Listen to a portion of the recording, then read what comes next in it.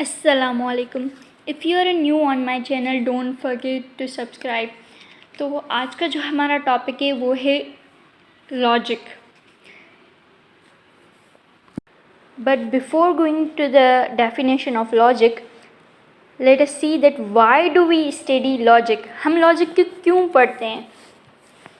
First, it helps us to think rationally. मतलब ये कि हमारे जो आर्ग्यूमेंट्स हैं, हमारे जो स्टेटमेंट्स हैं, इसमें कोई ना कोई अंडरस्टैंडिंग होनी चाहिए, कोई ना कोई रीज़न या फिर लॉजिक होना चाहिए. सेकंड, लॉजिक हमारी हेल्प करता है कि हम अपने आर्ग्यूमेंट्स को जस्टिफाई कर सकें. Third, it is like a grammar of thoughts. Nobody will understand if you don't think accurately.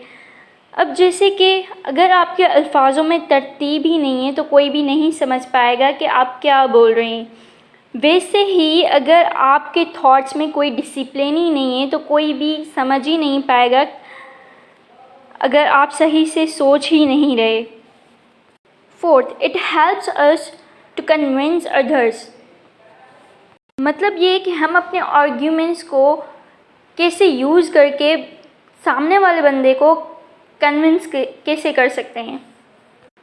Fifth, it helps us और guide us in the direction of truth and away from falsehood. Now what is logic?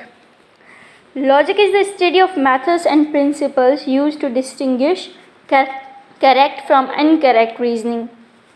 मतलब ये कि logic एक study है methods और principles की जिसे हम इस्तेमाल करके डिफ्रेंशिएट कर सकते हैं correct reasoning versus incorrect reasoning के बीच में. Logic involves thinking and reasoning. Thank you so much. If you had any query you can ask in comments.